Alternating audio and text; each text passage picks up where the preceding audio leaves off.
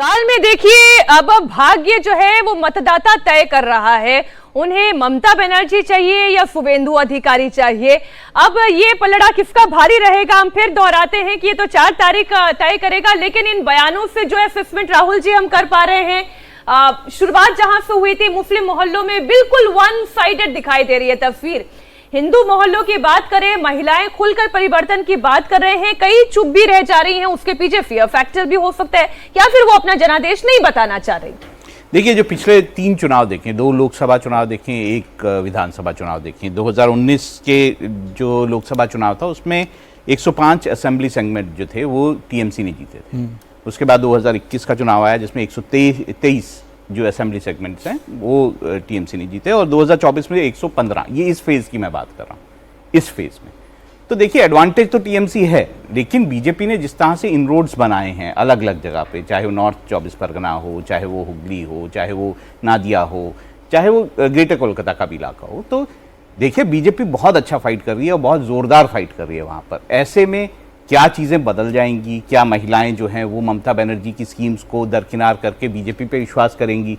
देखिए, पैसा दोनों साइड से बांटा जा रहा है, जो कि मैं तो वैसे नहीं सही मानता हूँ, लेकिन बीजेपी जो वोटिंग परसेंटेज दिखाई दे रहा है, पहले फेज में 12 बजे तक 41% 41.5% तक वोटिंग हो चुकी। देखिए, इस फेज में पिछली बार भी कई ऐसी सीटें आपको दिखाई देंगी जो कि 88% से ऊपर गई, 90%, 88%, 87%। ऐसा नहीं है कि ये कोई ये है कि पहली बार जो है बहुत तेजी से। हाँ, अगर ये और आगे जाता है तो इसके 2 फैक्टर्स हैं। आपने 2 फैक्टर्स बिल्कुल साथ हैं। एक तो लोग बहुत गए हैं दूसरे इलाकों से, जो बाहर काम करते थे वो बहुत ज्यादा इस बार पश्चिम बंगाल गए हैं। दूसरे एसआईआर का भी असर है। आपने सर एक बहुत अहम पॉइंट बताया राहुल जी, मैं उसको ना थोड़ा सा लेके आगे जाता हूं, उसके बाद मुझे एक और खबर बतानी है, लेकिन छोटा सा सर जवाब मैं चाहूंगा। जैसा कि अभी राहुल जी ने बताया कुछ एक जगह के नाम, जैसे कि हो गया ये हावड़ा हो गया, दक्षिण 24 परगना हो गया, पूर्वी बर्धमान हो गया, इन इलाकों में बीजेपी का खाता नहीं खुला था। जिस तरह से हमने देखा कि हावड़ा में लोग बता रहे हमने इससे ज्यादा इतनी भीड़ नहीं देखी है, क्या यह बदलाव के संकेत आपको लगते हैं?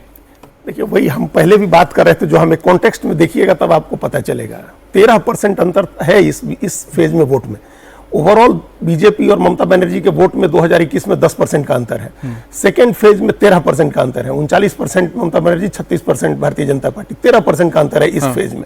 और इसके अलावा 14% अन्य वोट है। वो कॉन्टेक्स्ट आपको देखना होगा कि जो ये जो गढ़ है, ये इलाका जो है 142 सीट का, ये अर्बन है, सेमी अर्बन है, इंडस्ट्रियल है और लेफ्ट का गढ़ रहा है। फर्स्ट फेज में कांग्रेस की स्थिति मजबूत होती, परिवर्तन आपको दिख रहा है। सेकंड फेज में लेफ्ट क्या था, अगर लेफ्ट को वोट नहीं मिलता, पिछली बार जिस तरह से लेफ्ट को वोट गया, कांग्रेस को वोट गया 11-12%, 13%, उसमें से अगर कुछ वोट बीजेपी ले जाती है तो फिर चीजें बदल जाएंगी। ये इलाका उस तरह का है। अभी मुझे तो सिंपल गणित समझ में आती है, जो हम कई बार चर्चा करते हैं कि 10 में से अगर 7 वोट भी बीजेपी के पास आ गया तो बीजेपी ये चुनाव जीत रही है। लेकिन अगर ऐसा नहीं हुआ तो ये मुकाबला फिर कोई भी जीत सकता है। वो ममता बनर्जी भी विजेता के तौर पर दिखाई दे सकती हैं।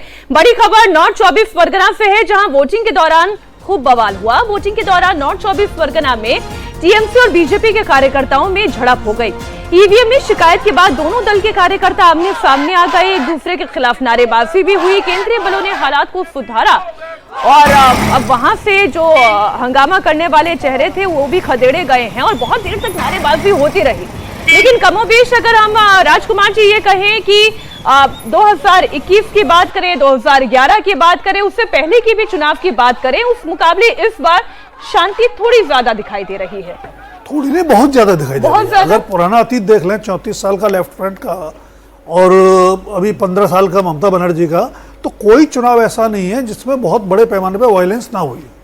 तो उस लिहाज से तो बड़ी सफलता है। छिटपुट घटनाएं होंगी। 100 नंबर दे देंगे इलेक्शन कमीशन को? 100 ना दे, 90 तो देने ही पड़ेंगे आपको।